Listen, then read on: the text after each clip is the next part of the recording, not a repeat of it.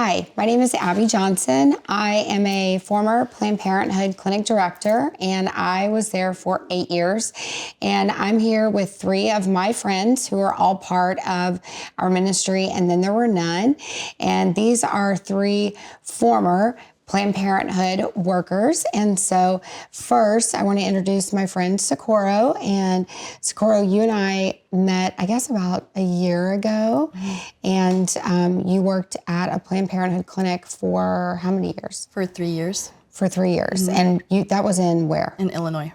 In Illinois. Okay. So Illinois is one of the, I would say, the states that has one of the highest, Predominantly, yes. yeah, abortion rates in our country. So you've probably seen a lot. Yes, I have. During your time with Planned Parenthood. Okay, awesome. So we'll talk more about that. Okay, and Myra, you were at Planned Parenthood for 17 years. 17 years. Okay, but you didn't start out in the abortion part of Planned Parenthood, right? You were in the family planning. Yeah, on the prevention side for about 16 years. And I became the abortion director in 2016. Okay, and that was for multiple? Multiple, yes. I was the director of 3 centers in Arizona. Okay. And also Planned Parenthood's Employee of the Year. Just like you. Yeah, just like me. So that's bad luck for them to give out the Employee of the Year awards. I think they got it. Yeah. And then they become pro-life. So, okay. And then Annette is with us. And Annette, you worked at a Planned Parenthood in California. Yes, in Planned Los Parenthood, Angeles. Los Angeles. Yes. Yes. And you were there for how long? 5 years. 5 years. And okay, so tell us what you did. I worked in the education department, and I worked at a teen center that was connected with the Planned Parenthood clinic. So it was all Planned Parenthood, but I worked in the education in the clinic, in the teen center, and then our clinic was upstairs. And I was, my title was assistant, but I went out and did classes at high schools and middle schools. And I also helped coordinate different events for teenagers at the center. And when teens would come into the center, they could fill out their paperwork there, and we can bring them in through the back of the clinic so that they wouldn't see a neighbor or a family member, and they could still get services. So now, is this for abortion too? Or was it just family planning? Yeah, that was for any service. Yeah. As far as abortion, I'm not sure, because we only got a few of those teens come in. Okay. Yeah, so it very well could have been.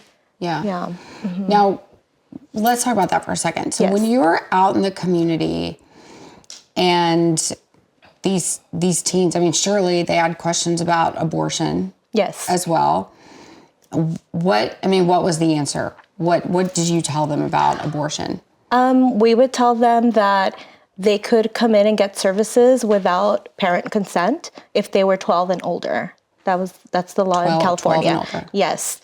So they could come in, and that I usually was the one to see them, and I would, just with a kind heart, and just, you can go in and you don't have to bring your parent with you, or you can go in by yourself, and they'll take care of you. Yeah. Mm-hmm. Because you thought you were helping.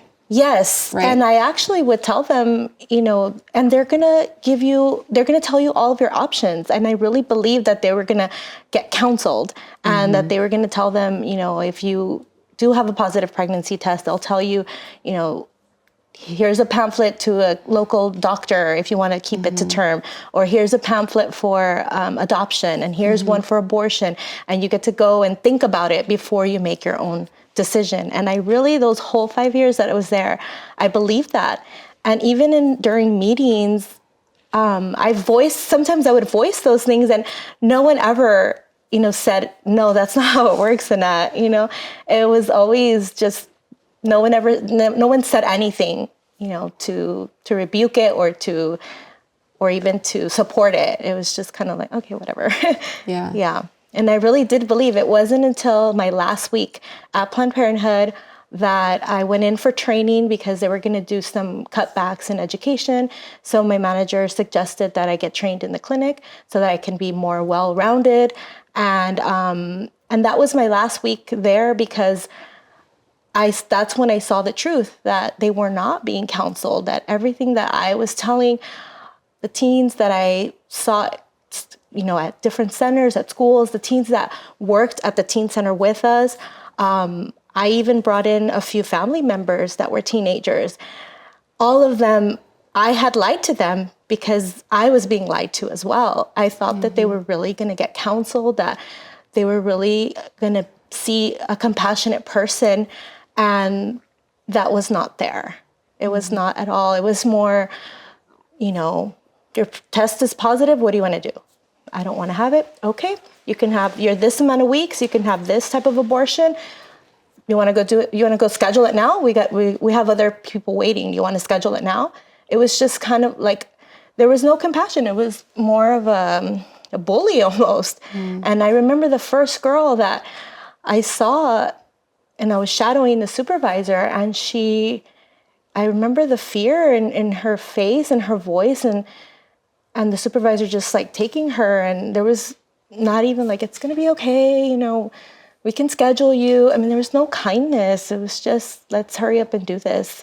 It was very transactional. Yes, it was. And then even like the workers there, I remember being in the break room and just everybody was just kind of quiet. I mean, they were talking, but it was close to surgical day, I believe. And again, I didn't know too much about the lingo or different things because I hadn't trained in the clinic. But I remember a specific occasion where we were in the break room, and one of the medical assistants was saying that she was going to have to come in, or she had scheduled herself to come in for a surgical day. And the other one said, oh, I haven't, worked that day. And she was just like, oh, yeah, I need it for the money. And, but I've done it a few times. And I remember just trying to like figure out the conversation. Like I didn't understand fully what they were saying, but I could see that it was something that they kind of kept hush hush. If you weren't in the surgical, if you hadn't been a part of it, it was kind of like, we don't share too much. Like it was a secret group. Yeah, like it was a secret group. That's kind of what it felt like. Yeah. Mm-hmm. So, Socorro, was that kind of what you experienced too when you were at the clinic? Like, was it just get women in, get women out? Was it kind of that transactional experience for women too? Yeah, indeed it was. I remember I would always tell myself, I felt like we're dealing with cattle here, because it was just who's next? Who's next? We have to get them in and out as fast as we can so we can get, the majority in, because we had like a cutoff. And that was pretty much the entire day that we had to, do surgical procedures, as they were called. Mm-hmm. And what about like minors? What about teens? I mean, were they treated differently? Was there more compassion? Was there more education? I mean, what was the deal with them? Did you see a difference? I mean, was there like, let's get your parents in here and let's really talk this through? Or, I mean, how was that treated? From what I've experienced, what I did notice, we did get some teens in there. The teens wouldn't really say much. It was the parents that would come in, and it was more like if it was forced upon them to get it done. We didn't really talk with the teenager as much until they got into education, but it was mostly the parents that were doing all the talking and, consenting, all of that. But other than that, I think because of, probably shame, the teenagers wouldn't really communicate with us. We would look for, communication with the parent. At that time, with education, you educate them. You don't really talk with them. It's more of like from okay, let's just give you all this information, and then it's paper signing. Yeah, so it's just that. That's really what it is. Yeah. It's just we're going to give you this stack of papers, and there's going to be X marks, and you're going to sign by the X's, and that's the education. Yeah. I mean, that's what it was in our clinic. It was just, here's a bunch of papers. I mean, literally 12 to 15 pieces of paper, and you need to sign all these consents, basically so that we won't be held liable. And that creates pressure on them as well, because they don't take the time to read all of that. It's just, here, just sign here, just you giving us consent. And we don't thoroughly go through, the consent of what it really says on there, especially with the teenagers. I think they're there and they're more shocked than anything. So how can they retain any of that information? So Plus, they're children. Yeah. So I mean, if even if you did go through it, even if you did, the language that's on the consent form that says, uterine perforation. Yeah. I mean, does a 13-year-old understand what that is? Not at all. I mean, when you're talking about things like this, if you're talking about sepsis or you're talking about retained products of conception, like, I mean, my kids would be like, I don't know what that means. Yeah, and I think that would be the last thing that they'll be thinking of. I think they're more scared of like what's gonna happen, what's next. Once I'm out of here, like where am I going to be taken to? Right. Yeah. So it's a pretty intense thing dealing with teenagers that are going through that. And our thing was, when I used to work at Planned Parenthood, was to just inform them, and then it was like basically choosing for them. Like this is what push it upon them. Like this is what you're supposed to do, and let's hurry you up to get you to the next step. So we always hear abortion supporters say, an abortion should be between a woman and her doctor.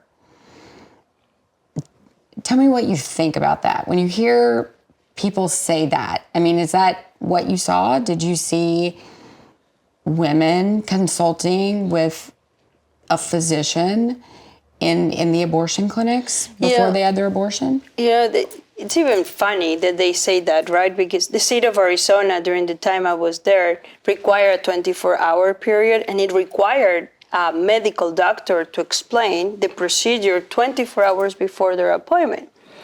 It was never the doctor that the patient will see. They didn't even get to meet their doctor, right? The so-called doctor, because they were sedated already, so they can't even remember. Right? Even on the abortion pill, the same doctor that did the consultation 24 hours before wasn't even the same one. Most of the time, the doctor just pop in to make sure they take the pill and walk out, right? And so when they said it's a decision between the woman and their doctor, and then we know now they're even removing doctors out of the equation, right. It's like, no, it has never been that. It hasn't even been a woman's decision on its own, right? It's always been pressure with the community, right? But specifically here, doctors hardly even spend time, right? And it's that I don't have time for this, right? I don't have time to talk to her. Someone else needs to explain her, right? And so it's never between a woman and their doctor. Our doctor didn't even properly go through the history, right. The medical history of a woman that was coming in. I mean, we had a woman that had a blood clotting disorder, and she's hemorrhaging on the table. And finally, one of the medical assistants looks in her chart and says, she has a blood clotting disorder. That's why this is happening. Yep.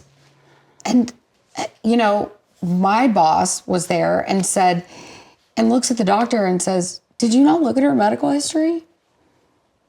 And he goes, I may have glanced at it, but right. I didn't notice.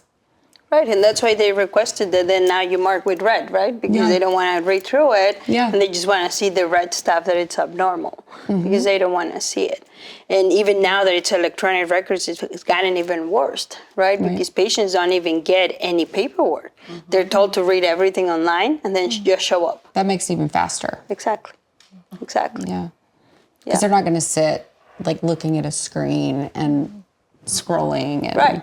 Because then you feel like an inconvenience because you're taking so long looking at a screen and you're making people wait, and so they're going to go as quickly as they can. Especially if a client says, well, I have questions, well, then you're going to have to wait until someone has the time to go and explain to you. Well, never mind. My questions have been clear, right? And that's the push. That's exactly the push. So to me, it's really funny that it says between a woman and the doctor, because that's the least that happens at abortion facilities, right? Even now, right, when they can just buy pills at the pharmacy, there's no doctor. Right. So I have some abortion instruments I here. see. And so I want to go through these, and we can kind of talk about, these are for surgical abortions, and we can kind of talk about what these are and what part of the procedure they're used for. So first of all, these are familiar, right? For both of you, Yes. right? Okay. Now, I do want to ask, too familiar. I do want to ask Annette, when you were in the education side, was this something you had seen before? Never. So nobody ever, said, hey, you're out here talking to kids, you're out here educating them on abortion, on these different things that we do at the clinic. So we want to train you, right, on how abortions are performed, or nothing. No. Actually, I do remember a clinic manager. She would come sometimes to our facility for meetings, and I remember her saying, if you ever want to come and see an abortion, just let me know, and we can schedule you to come in and just, watch. Because I think that everyone who works for Planned Parenthood should know what an abortion looks like, because that's the biggest part of what we do.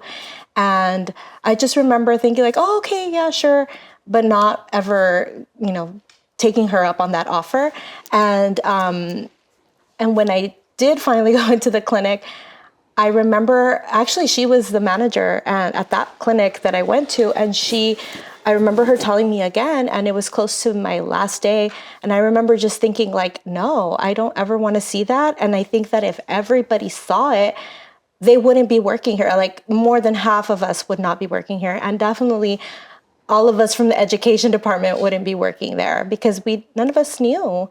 I know a lot of my coworkers never saw an abortion, never even saw the tools, nothing. And after I left, about a few weeks after, I started helping at I volunteered at a pregnancy resource center, and they showed me a video of how the abortion was performed. It wasn't even graphic. It just showed like the legs, and it just showed when the blood was coming out. It looked kind of like blood clots. You couldn't see anything, but the feeling I felt just seeing that, I could imagine someone seeing the actual procedure and more, maybe a bigger baby.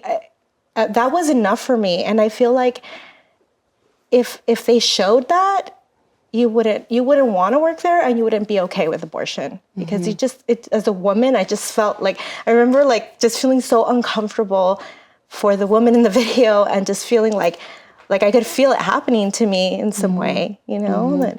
Yeah, but I never saw that. I mean, and I remember, like, at least from my presentations, because we would give pretty much the same talks, and I would always push abstinence. And the only thing we would say about abortion was that it was a service that we offered, and that you would get counseled.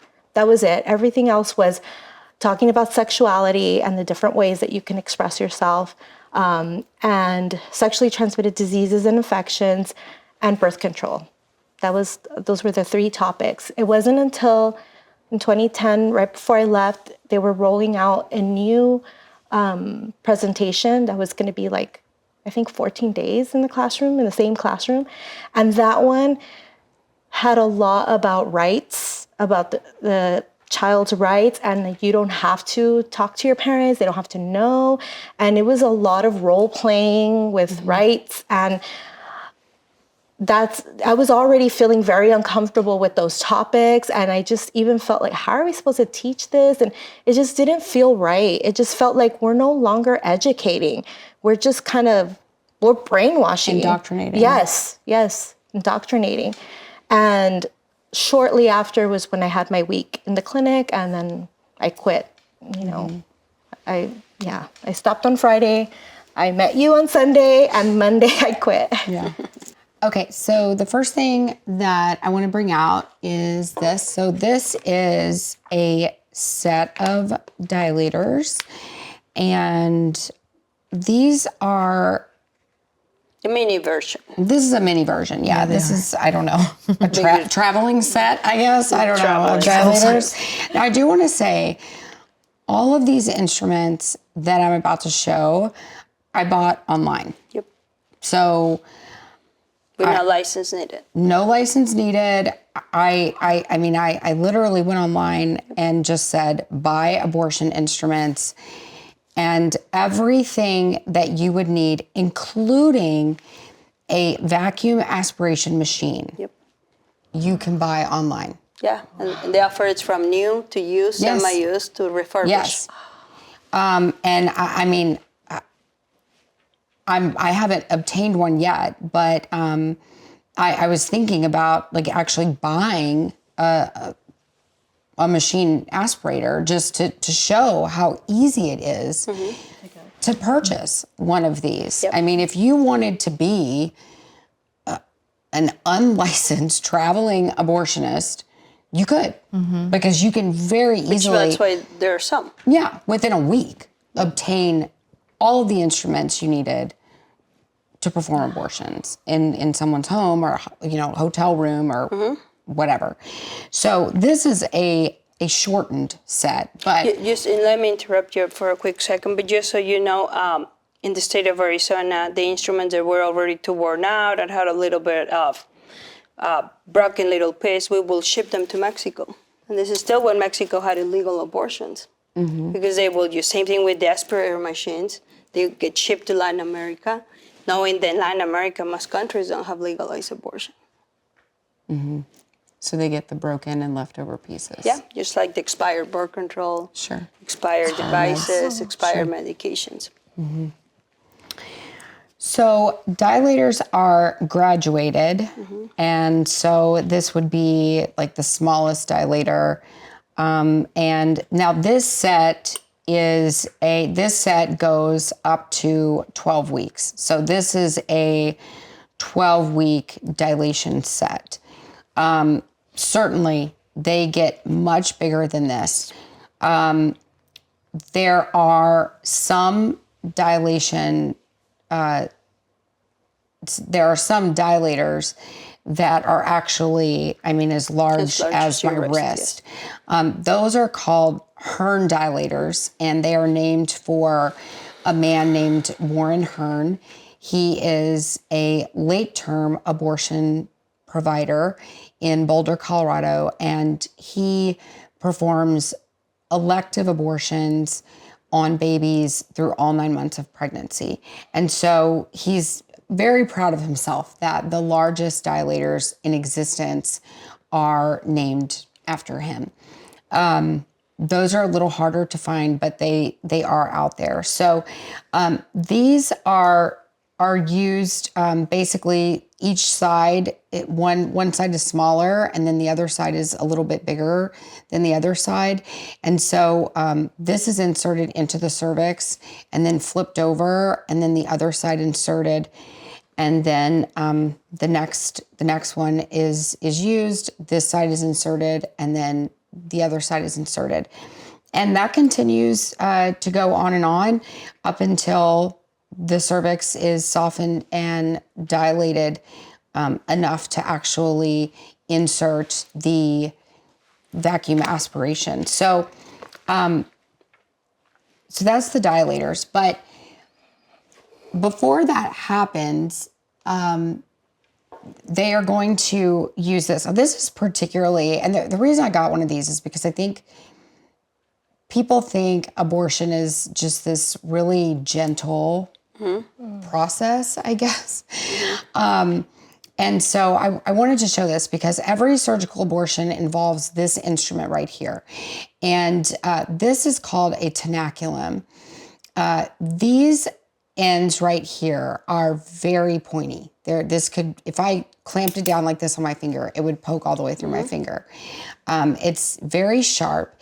And right before the dilation begins, the physician or nurse, depending on who's performing the abortion, will take this and the cervix will be here, and the doctor will take this and they will actually clamp this down like that on the cervix.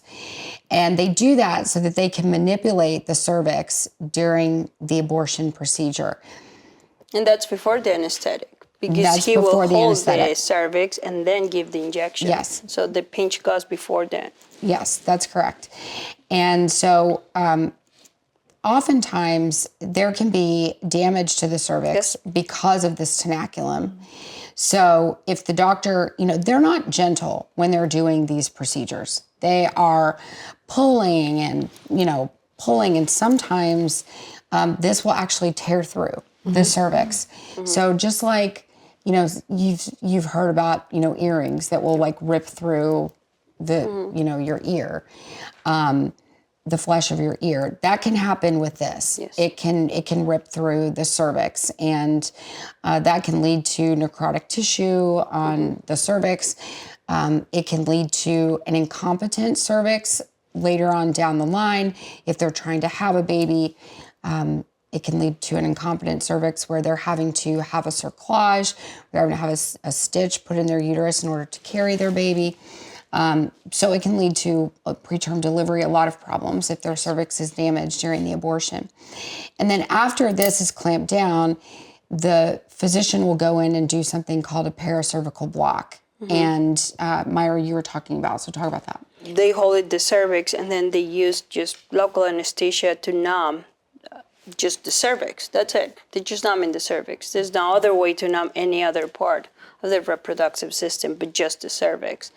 And that is already painful for them. Those two parts right there are already beginning the pain that they will feel.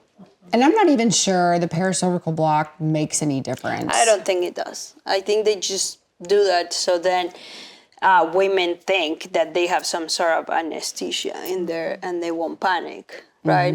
And they think that maybe it's only them feeling pain afterwards, right?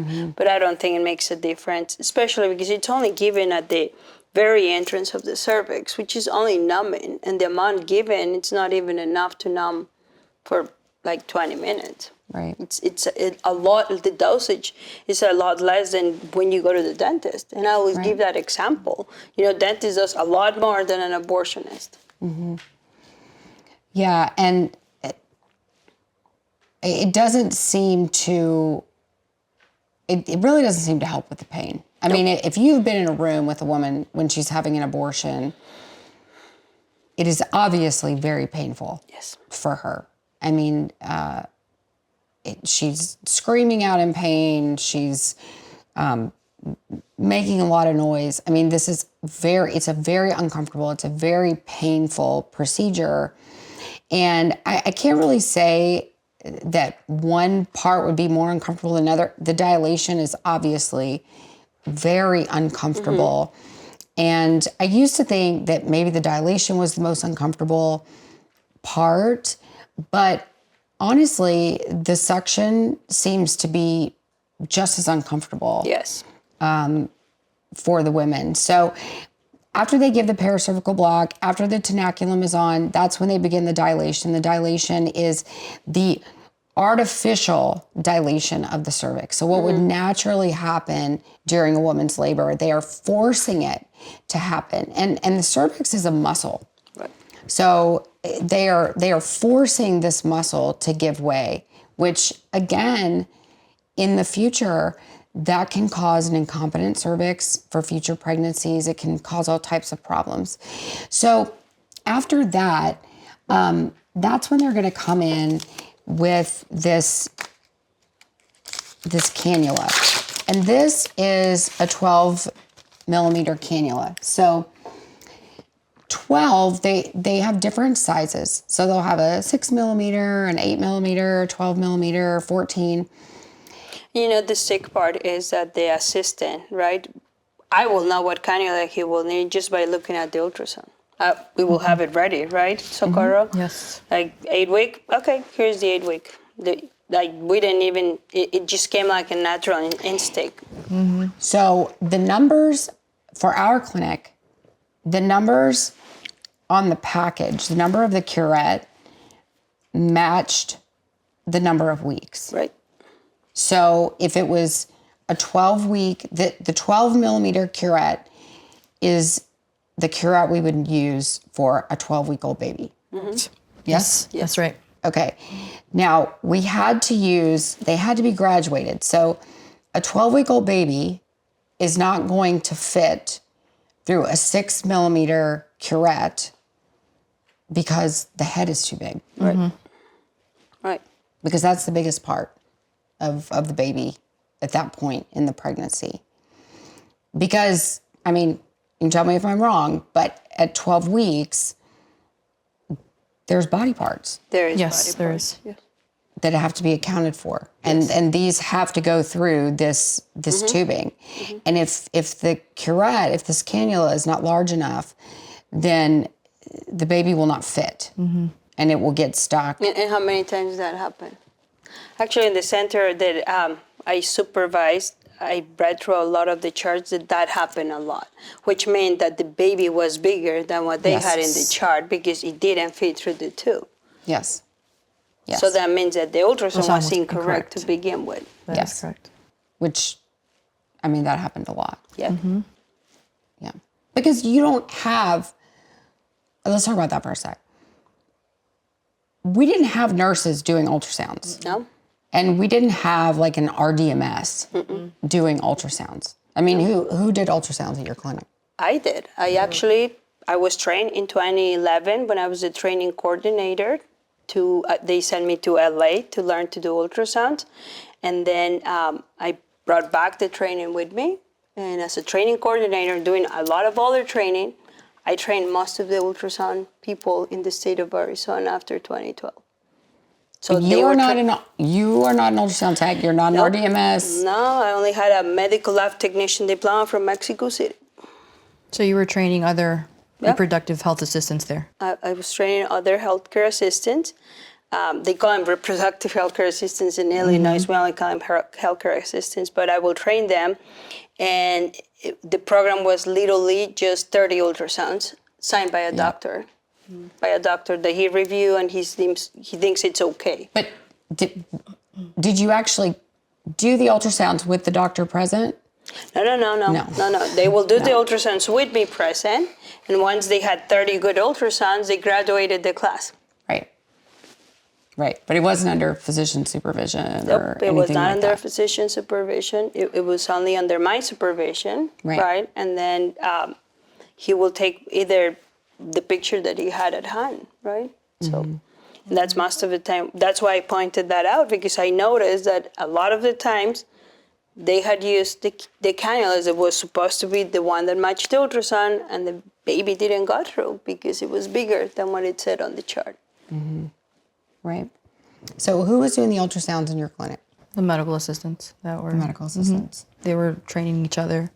We had clinicians as staff there, and they would do like a training of some sort with them, but it wasn't thorough enough for the MAs to know exactly, how to measure correctly. It was very vague because, again, we did run into those problems where the ultrasounds were incorrect once the procedure was already being done. Things were getting stuck. And that goes to show that they were either putting the gestational age, intentionally lower than what it was, which most of the time that's what they do. Sure. Especially if there's a legal limit Yes. issue. Sure. Yes, I didn't want to say it, but yes, that's what we would do. Yeah. Sure. I remember we had a case where it was a bicorneous uterus, and the abortionist was in there for 20 minutes and nothing was coming out. And he was like, what's wrong, right? So then they brought the ultrasound, and then they see that the baby was still alive on the other side.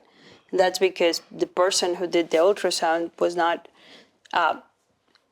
trained enough to detect those kind of abnormalities. Yeah.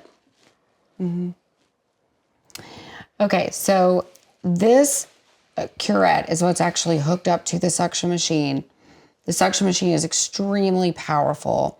This is what goes into the woman's uterus. They kind of twirl it around like this. They poke it in and out.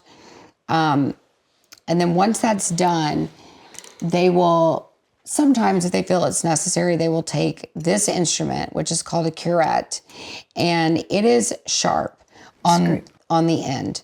And it's very sharp on the end, and they have different sizes of these curettes. And they will take this curette and they will basically scrape the inside of the uterus. Blindly, because he can't see inside. There's no ultrasound present. Even with ultrasound, he can't see where he's scraping.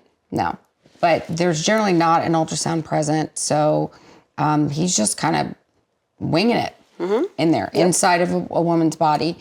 And he's scraping. Not knowing how deep he's scraping either, because he can't even feel it. These two instruments are what cause a uterine perforation. Yep, exactly. So these two instruments are what is going to most likely cause a physician or whoever's doing the abortion to poke a hole through the woman's uterus. Well, actually, I accuse the abortionist from poking a uterus with one of these. Or dilator. Yep. He went into the patient's cream. I've heard stories of that I know are true of abortionists going too deep with the curette and perforating the uterus and actually suctioning part of a woman's bowel into the curette.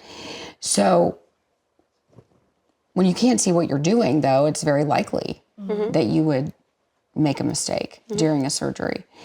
To my knowledge, and you guys may know otherwise, but to my knowledge, abortion is the only surgical procedure that is performed where the doctor cannot see the part of the body that he's operating on. Yes, agree. It is the only one. It is the only procedure where they do this. Without, and even when they give you the excuse that the ultrasound is being used, the ultrasound gives an image backwards. They still can see clearly what they're doing. It is the only procedure done in the world this way. And yet, it's one of the most common The most surgical common, I will say. procedures.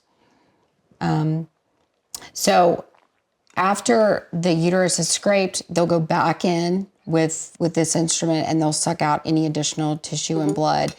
Now, this is called an O-ring or a Sofer clamp. This is typically used in a second trimester abortion or And that's a small one, too. Yeah, this is a small one. Or a later first trimester abortion. So there comes a time where the baby is not going to be able to fit through one of these tubes. The body is too rigid, the bones are too rigid, and so they're not going to fit through a tube. And so the doctor will use one of these, and they come in all different sizes, but they will go into the woman's uterus with this type of clamp, and they will clamp onto whatever body part they find first. So whether it's the arm, the leg, the head, whatever it is, they'll clamp onto that body part first, and they just twist and pull out whichever body part they come to first. And once they have gotten the 2 arms, 2 legs, head, and torso, once they have extracted those parts, then they will go back in with a curette, scrape, and then go back in with this cannula and suction the rest of the blood and tissue out. Yes. Those procedures are significantly riskier for women. They're more expensive because of the risk. But, I mean, were those risks really presented to women in your facility? Not really. I mean, you give them the paperwork, you Sure. tell them to read it, and they should be responsible for reading. You know, I was trained to train others on how to answer when they have questions, right? Not every woman's going to ask a question. So the few that say like, hey, it says here that they could perforate me, that barely happens.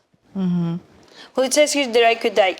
at this facility, no one has died. You downplay Yeah, a that's lot. what we said too. And you know, every time, if they had a question, right, but the majority of times, have you read over your consent? Yep. And do you understand? Yep. Okay, sign here. We're done. You know, like if they understood or not, they said, and that was my duty, to ask if you understood, right? If you understood what the risk was. And most of the time they're in a hurry, they just want to get this over with and forget, you know. I said that women that are there for an abortion, they're willing to sign their life to the devil at that moment because they just want to get this over with. You have the solution, right? And they will do anything to get this crisis, which is to them the biggest crisis they probably ever faced in their life. They'll do anything. They'll pay you anything. And then on top of it, we've been telling them that this is safe, especially in the United States, right? That abortions are safe, right? TV, movies, the media, everybody tells them it's totally safe. It's safe, it's gentle, it's bloodless, it's painless. That all quick. all these clinics are totally sterile and safe and clean. Right? Yeah. Right. So now that you guys have gone through this and you've had this transition and now we're all speaking out, right, against abortion. How do you feel about your time in the clinic? Like, Annette, you talked about just how you realize now that you were lied to. How do you feel about that? It was like a betrayal. I mean, I was there 5 years with people who were my friends outside of, the job, and working in the teen center. I also, to get teens to be a part of our teen center and to promote Planned Parenthood, I would also schedule different events for us to do together. Like we used to do the LA AIDS walk together, the ovarian cancer walk, different things. And so you got to know these people even outside of the job, and for them to never say, like, you know what, like, we don't do those things that you're teaching, or it just felt like a betrayal. So I remember overhearing a supervisor telling her medical assistant that asking her when her maternity leave was, and she told her, and she was about 7 months pregnant and happily pregnant. And I remember the supervisor just telling her, like, oh, your pregnancy is getting in the way of our vacation time. I should take you to Marengo, which was the late term abortion facility in LA. And I remember just feeling so disgusted and just seeing, the pregnant lady just like brush it off, like a cruel joke. And it just felt like I thought we were like a family, right? I thought we were all here, like they would do baby showers for each other, and but here she's saying those things to her. And it just felt, it was not what I thought it was. It was not a family. It was betrayal. And I mean, it was the same for me. Like, it felt like a family, but then when I left, nobody talked to me anymore. It was like the family that immediately turned their back on you, right? Like you were immediately shunned out of the family. And these are people that are, like, they say they're pro-choice, right? They're supposed to be for choices. Yes. But they weren't for my choice when I decided not to work in the abortion clinic anymore. Yeah. All of a sudden, they turned on me so fast. I mean, did any of your coworkers, were they supportive of you leaving? Were they like calling you like, hey, Annette, I'm so glad you're working at the pregnancy center now? Like, no, they weren't. And also, even just some of the friends that I had, like, that were not a part of Planned Parenthood, but that knew me as a Planned Parenthood employee and knew me as like the sex lady, because I would go and educate the kids and, show them how to put a condom on and all that stuff. So I was like the sex lady. A lot of them also like stopped being my friend, just slowly, just kind of, I guess they thought I was changing, or I didn't have the same ideas that they did. I didn't agree with it. And no, I just, there was one friend that she was my supervisor. We kept in touch. I still went to some of her kids' birthdays and, things like that. But it was because we didn't talk about it. Yeah, I don't even think I ever really told her that I met you and that I quit because of that. So I think that's probably why it was easier. Like she was still there, so we just didn't talk about it. Yeah. Yeah. What about you, Socorro? Was there like a big family hug or anything whenever you left, or were they kind of like, oh, okay, peace, see you later? I pretty much got like the stink eye Yeah. afterwards. There was no, yeah, you're getting out. No, it was more so of like, okay, well, we don't need you because obviously your views have completely changed. You're not willing to, sign a contract to continue working, to do, more procedures that are at a higher gestational age with our new director. So then we have no use for you anymore. You're actually going to get in the way and create, havoc instead of helping what we need to be doing here. So I think that put a lot of like perspective, like with how I viewed things afterwards. It was more so, not more so, it was fake. Everything was just fake. I think everybody knew, like, it's just a fake community there. Again, it's called an industry for a reason. It's a business. It's not healthcare. It's a business. So, Do you feel like Planned Parenthood should be labeled as a nonprofit? No, there's a lot of profit going on. Exactly. I think that's the worst part, right? That they're able to have a nonprofit status when they make so much money. I mean, one of the things I brought up is that after directing so many centers that were non-abortion facilities, the amount of money brought by an abortion facility was like 20 times more, literally. Like the center that didn't do abortions was like $1,000 a day at the most. That was the highest day, right? And then non-abortion facility was at least 20 grand a day. Yeah. So that certainly is not a nonprofit. It should be. It is for profit. It absolutely is. Especially when you see the CEO driving fancy cars, right, and getting $100,000 salary a year at least, right? Yeah. That should be for profit, but they get away with literally murder. So Yeah. They seem to be pretty Teflon coated when it comes to any scandal that they're a part of, laws that they break, inspections that they fail. Anything that they're involved in. It seems like, we see things happen in the media and we're like, oh, okay, like this is going to be it. Like they're finally going to go down, right? And then nothing. Safe. Like they're just safe every time. I mean, why do you think that is? Why is it that they just keep getting these passes over and over? Why do people just keep turning a blind eye to this incredibly corrupt, murderous industry? I think that part of it is too much money involved. It is it's an industry that creates many businesses. I mean, from the baby cells, the baby parts that are just traffic, legally traffic into the pharmaceutical companies, from politicians getting money for their campaigns. I think that there's a reason why recently the BP went into a Planned Parenthood, because she knows it's her employer, right? They pay for her campaign from the moment she started in California. So I think that there is too much money behind them. A lot of people say they're the necessary evil of our world, right? And that's why they get away with literally everything. I mean, I took a court case and nothing happened to them, right? Even though I won, nothing happened to them, right?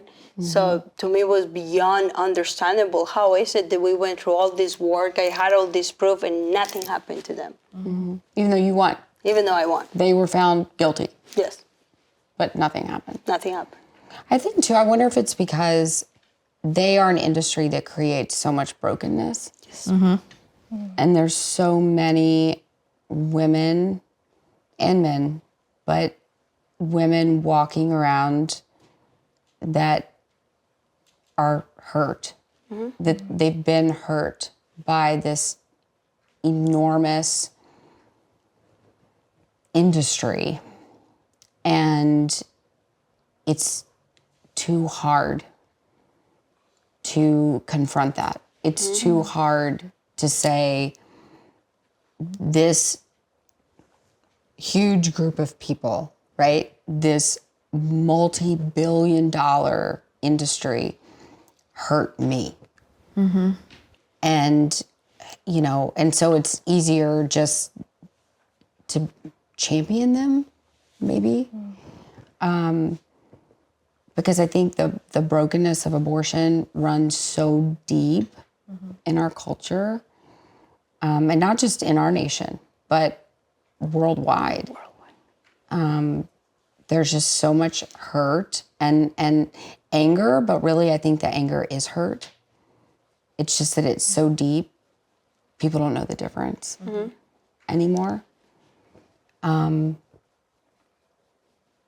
I think that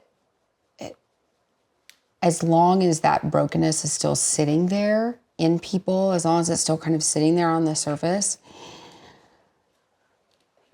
I don't know how you change things, because it's a mind change. It's a culture shift.